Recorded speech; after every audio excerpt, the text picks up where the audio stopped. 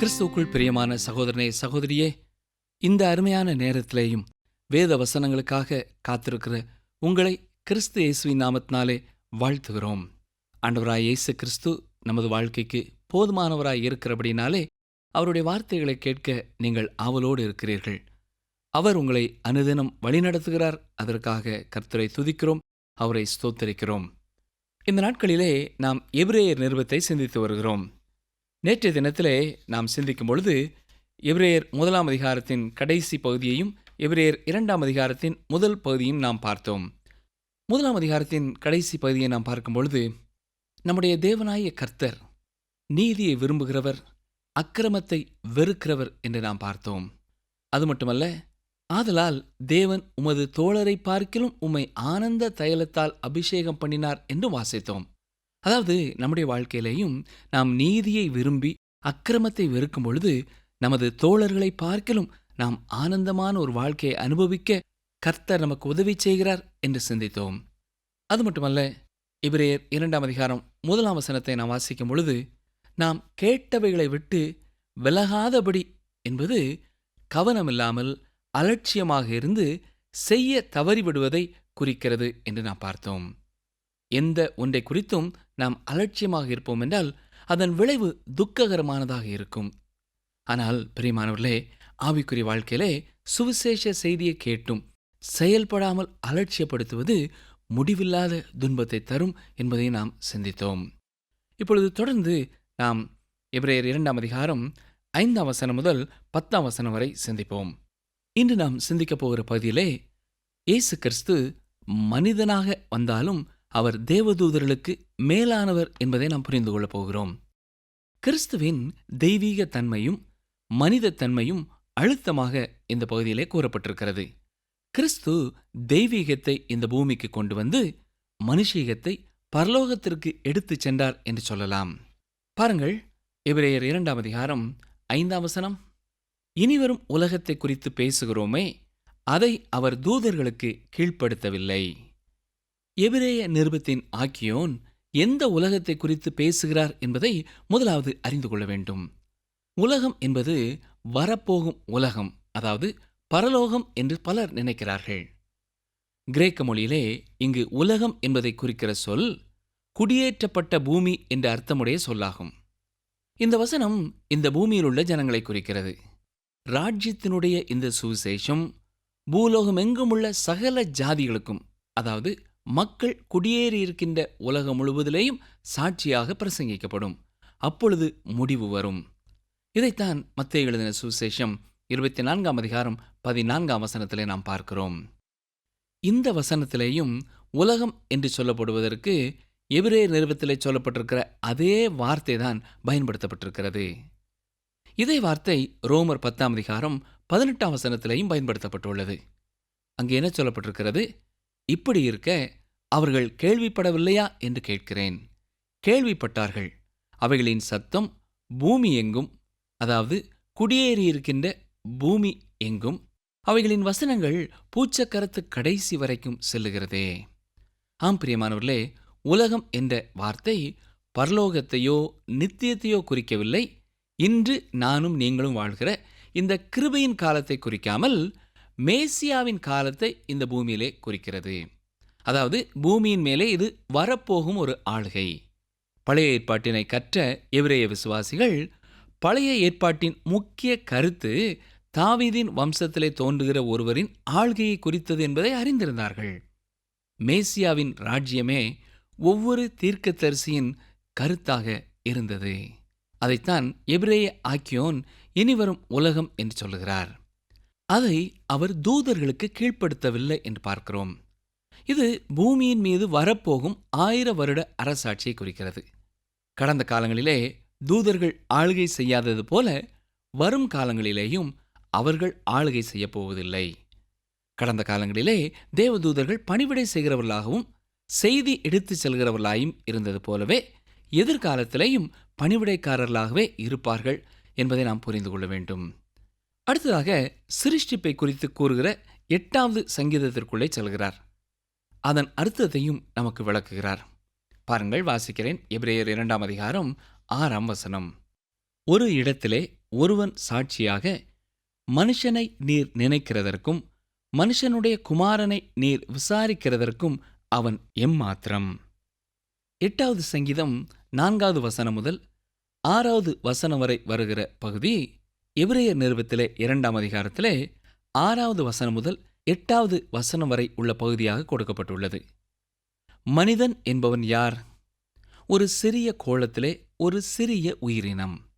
தேவன் படைத்த அண்ட சராசரத்திலே மனிதன் மிகவும் சிறியவன். மகிமையான தேவன் இயேசு என்ற மனிதனாக இந்த உலகத்திற்கு வந்தார். மனுஷனை நீர் நினைக்கிறதற்கும் அவன் எம்மாத்திரம் என்று வாசிக்கிறோம். தேவன் பரலோகத்தின் மகிமையை விட்டு இந்த பூமிக்கு இயேசு என்ற மனிதனாக வந்தார். தேவதூதனாக வரவில்லை என்பதே இந்த கேள்விக்கான பதிலாகும். இதனையே எபிரேயர் நிருபத்தை எழுதிய ஆக்கியோன் கூறப்போகிறார். மனுஷனை நீர் நினைக்கிறதற்கும் மனுஷனுடைய குமாரனை நீர் விசாரிக்கிறதற்கும் அவன் எம்மாத்திரம். மனிதன் ஒன்றுமில்லை. மனித சரீரம் அதிக விலை மதிப்புள்ளது அல்ல. மனோரீதியிலே மனிதன்தான் சிறந்தவன் என்றும் தான் அனைத்தும் அறிந்தவன் என்றும் நினைக்கிறான். ஆனால் அவன் ஒன்றும் அறியாதவன். மனிதனை குறித்து நன்றாக ஆராய்ந்து பார்ப்போம் என்றால் அவன் இழந்து போன பாவி. அவன் பயங்கரமான நிலையிலே இருக்கிறான். இப்படிப்பட்ட மனிதனை தேவன் நினைக்கிறதற்கு அவன் எம்மாத்திரம் இல்லையா? சற்றே சிந்தித்து பாருங்கள். மனுஷகுமாரனை நீர் விசாரிக்கிறதற்கும் அவன் எம்மாத்திரம். மனுஷகுமாரன் மனிதனோடு கூட தொடர்பு கொள்ளவும் வீழ்ந்து போன நம்மை மீட்டெடுக்கும்படியாகவே அவர் வந்தார். இதை குறித்து நாம் நன்றி உணர்வோடு கூட ஆண்டவரை துதிக்க வேண்டும். அவ்வளவு பெரிய மேன்மையையும் மகிமையை விட்டு இந்த உலகத்திலே அவர் வந்தது என்னுடைய பாவத்திற்காகவும் உங்களுடைய பாவத்திற்காகவும் தண்டனையை அனுபவித்து தீர்க்கத்தான். வீழ்ந்து போன நம்மை மீட்டு எடுக்கும்படியாக, புதிய ஒரு வாழ்க்கை கொடுக்கும்படியாக, விடுதலையோடு தேவனுடைய பிள்ளைகளாக இந்த உலகத்திலே வாழும்படியாக நம்மை தெரிந்தெடுக்கத்தான் அவர் தேடி வந்தார். எபிரேயர் 2ஆம் அதிகாரம் 7ஆம் வசனத்தை பாருங்கள். அவனை தேவதூதரிலும் சற்று சிறியவனாக்கினீர். மகிமையினாலும் கனத்தினாலும் அவனுக்கு முடிசூட்டி உம்முடைய கரத்தின் கிரியைகளின் மேல் அவனை அதிகாரியாக வைத்து சகலத்தையும் அவனுடைய பாதங்களுக்கு கீழ்ப்படுத்தினீர் என்று சொன்னான். தேவன் மனிதனை தேவதூதர்களை காட்டிலும் கீழானவர்களாகவே சிருஷ்டித்தார். 8வது சங்கீதம் மனிதன் தேவதூதரிலும் சிறியவன் என்பதை வெளிப்படையாக கூறுகிறது. ஆனால் அவர் தேவதூதர்களை காட்டிலும் உயர்ந்தவர், அவர் மேலானவர், அவர் பெரியவர். தேவதூதனை காட்டிலும் தாழ்ந்தவராக, கீழானவராக, சிறியவராக வர அவர் ஆயத்தமாக இருந்தார். அதுதான் முக்கியம் பிரியமானவர்களே. அவர் தேவதூதனாக வராமல் என்னைப் போல, உங்களைப் போல சாதாரண ஒரு மனிதனாக வந்தார். பழைய ஏற்பாட்டிலே கர்த்தருடைய தூதனானவர் என்று குறிப்பிடப்பட்டுள்ளவர் கிறிஸ்துவே என்று பலர் விசுவாசிக்கிறார்கள். அன்று யாக்கோபோடு கூட யாப்போக்கு நதி அண்டையிலே கர்த்தருடைய தூதனானவர் போராடினார். அந்த கர்த்தருடைய தூதனானவர் கிறிஸ்து என்று நாம் நம்பலாம். புதிய ஏற்பாட்டிலே நாம் படிக்கும் பொழுது கிறிஸ்து பூமிக்கு வந்தபோது தேவதூதரிலும் தாழ்ந்தவராக வந்தார் என்று படிக்கிறோம். தேவதூதர்களே மதிப்பீடு செய்கின்ற அளவுகோலாக இருக்கிறார்கள் என்பது வெளிப்படையாக தெரிகிறது. கிறிஸ்து தேவதூதர்களை காட்டிலும் உயர்ந்தவர். ஆனால் அவர் மனிதனாக வந்தபொழுது தேவதூதர்களை காட்டிலும் தாழ்ந்தவரானார். ஆம், தேவனை மனிதருக்கு வெளிப்படுத்தி காட்டும்படியாகத்தான் இப்படி செய்தார். மேலும் கிறிஸ்துவே மனிதனின் பிரதிநிதியாக தேவனுக்கு முன்பாக நிற்கிறார். கிறிஸ்து தேவனை இந்த உலகத்திற்கு கொண்டு வந்து மனிதனை பரலோகத்திற்கு எடுத்துச் செல்கிறார். நாம் கிறிஸ்துவினாலேயே பரலோக ராஜ்யத்திலே பிரவேசிக்கக்கூடியவர்களாக இருக்கிறோம். கிறிஸ்துவுக்குள் இருப்பதனாலே இந்த சிலாக்கியத்தை பெற்றிருக்கிறோம். எனக்கு அருமையான சகோதரனே, சகோதரியே, உங்களுடைய வாழ்க்கையிலே நீங்கள் கிறிஸ்துவுக்குள் இருக்கிறீர்கள் என்ற நிச்சயத்தோடு இருக்கிறீர்களா? அப்படி கிறிஸ்துவுக்குள் இருக்கிறீர்கள் என்ற நிச்சயம், உறுதி உங்களுக்கு இருக்கும் என்றால், நானும் கிறிஸ்துவினாலே பரலோக ராஜ்யத்திலே பிரவேசிப்பேன் என்ற நிச்சயமுடையவர்களாக வாழ முடியும். அருமையானவர்களே, மனிதனை குறித்த தேவனுடைய திட்டம் என்ன தெரியுமா? மகிமையினாலும் கனத்தினாலும் அவனுக்கு முடிசூட்டி உம்முடைய கரத்தின் கிரியைகளின் மேல் அவனை அதிகாரியாக வைத்து சகலத்தையும் அவனுடைய பாதங்களுக்கு கீழ்ப்படுத்தினீர் என்று சொன்னான் என்று பார்க்கிறோம். தேவதூதர்களால் செய்யக்கூடாத செயலை மனிதன் செய்யப் போகிறான். தேவதூதர்கள் தேவனுடைய பூமியை ஆளுகை செய்யவில்லை. அவர்கள் தேவனின் தூதுவர்களாகவே இருந்தார்கள். ஒரு தேவதூதன் தேவனுக்கு விரோதமாக எதிர்த்து நின்றான். அவன் தனக்குத்தானே ஒரு ராஜ்யத்தை ஸ்தாபிக்க முயற்சித்தான். தானே அரசாட்சி செய்கின்ற தலைவனாக வேண்டும் என்று விரும்பினான். விடிவெள்ளியின் மகனாகிய அவன் பெயர் லூசிபர். இன்று நாம் அவனை சாத்தான் என்றும் பிசாசு என்றும் கூறுகிறோம். அவன் ஒளியின் தூதன்.